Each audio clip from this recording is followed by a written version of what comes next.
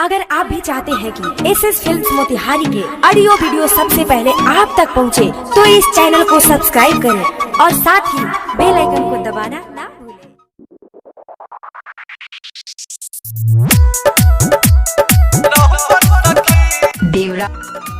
देवराज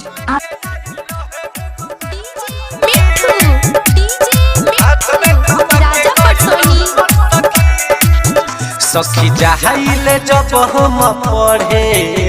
तरस से में रहेला खड़े, सखी जाहिले जब हम पढ़े तरस से में रहेला खड़े। मुस्की मारेला बड़ा खूब कही के इशारा, मुस्की मारेला बड़ा खूब कही के इशारा, पीछा कहिए के हमर सखी लेके आइल रहे हु गले पर सखी, हाथ में धरा के गइल पर सखी, लेके आइल रहे हु गले पर सखी, हाथ में धरा के गइल पर सखी। डीजे मिट्ठू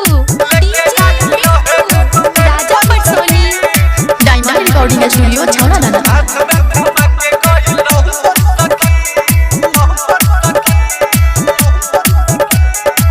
कहलस घरे जाके मिस कॉल मरिहा, हमरा से रानी तू जानी हो डरिहा, हम तो होई तो हर पागल दीवाना, हमरा से प्यार से ए जान बात करिहा। अरे हाय कहलस घरे जाके मिस कॉल मरिहा, हमरा से रानी तू जानी हो डरिहा,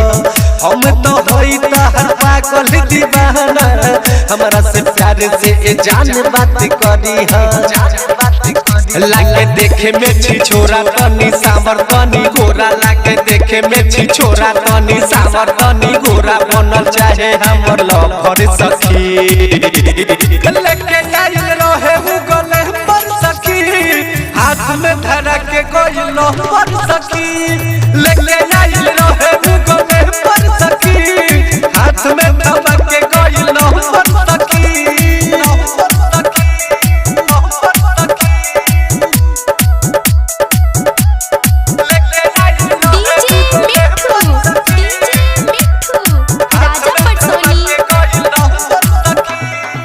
रख देले बाटे उ दिमाग पगला के, सखी हो लव यू बोले राह में रुका के,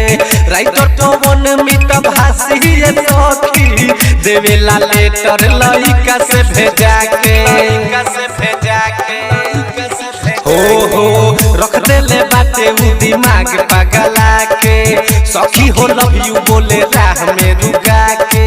राइटर तो वन मिट भासी ये सखी, देवेला लेटर लइका से भेजा के। मन करे गड़ी आई केतनो करी नहीं नहीं, मन करे गड़ी आई केतनो करी नहीं नहीं नहीं, माने ले काम सबर सखी